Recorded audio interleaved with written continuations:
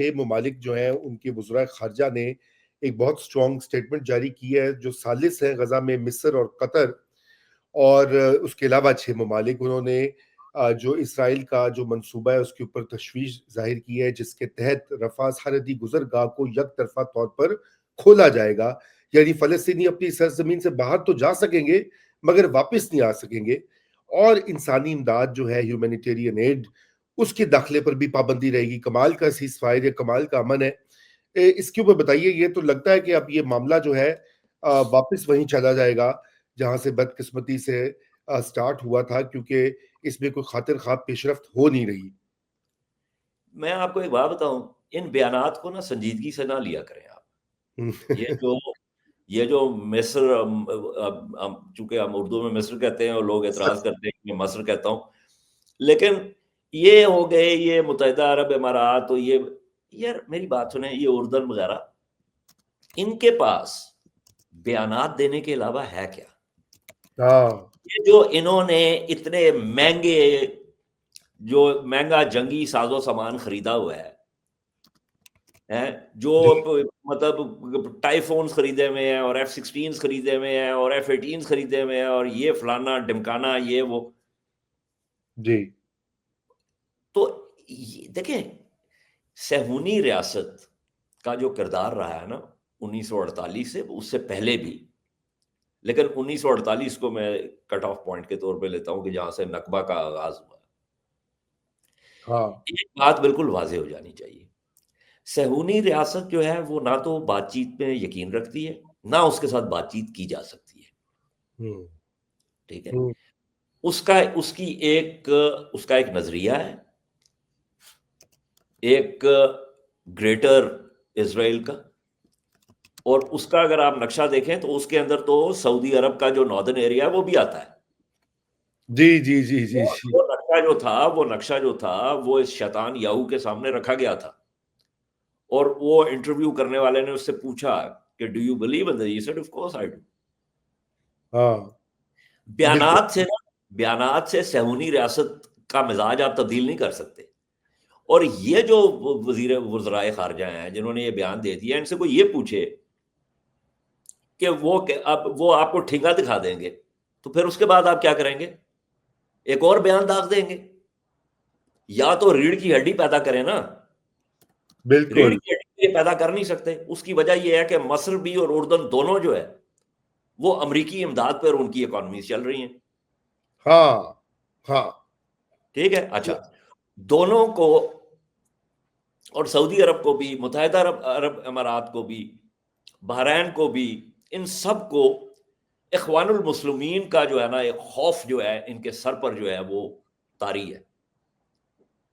ٹھیک ہے، بالکل ٹھیک ہے. آپ کو معلوم ہے انہوں نے کس طریقے سے مسلم برادرہڈ کی حکومت جو ہے وہ مورسی کی حکومت کو کس طریقے سے ڈی ریل کیا گیا. بالکل تاریخ مورسی کے ساتھ کیا سلوک کیا گیا کہ وہ کٹہرے میں کھڑے جو ہے وہ اپنا اس کا انتقال ہو گیا. تو ان سے آپ کوئی توقعات وہ نہ کریں. بالکل یہ میں آپ کو بتاؤں کہ پتھر کے اندر اگر آپ کوئی بیج بو دیں گے نا تو شاید اس میں سے پودا نکل آئے.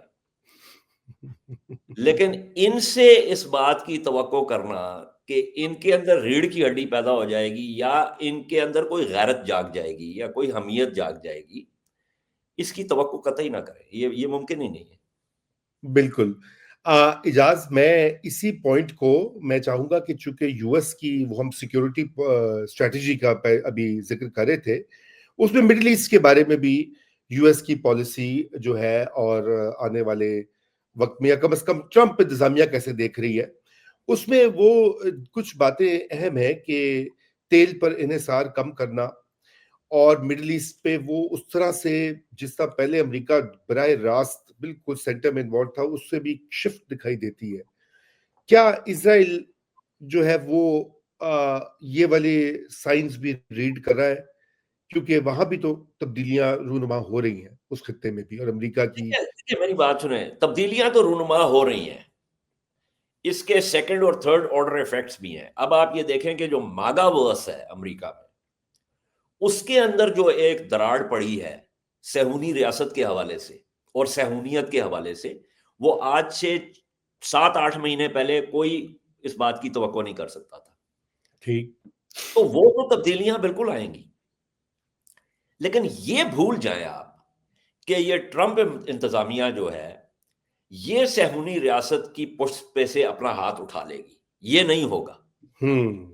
سارا مقصد دیکھیں، میں آپ کو بتاؤں، یہ 7 اکتوبر کا جو معاملہ ہوا تھا نا، یہ اس کی بنیاد جو تھی وہ، اگر آپ مطلب بہت عرصے سے یہ چلا آ رہا تھا، لیکن جو ٹرمپ نے پچھلے دور حکومت میں آ کے حرکات کی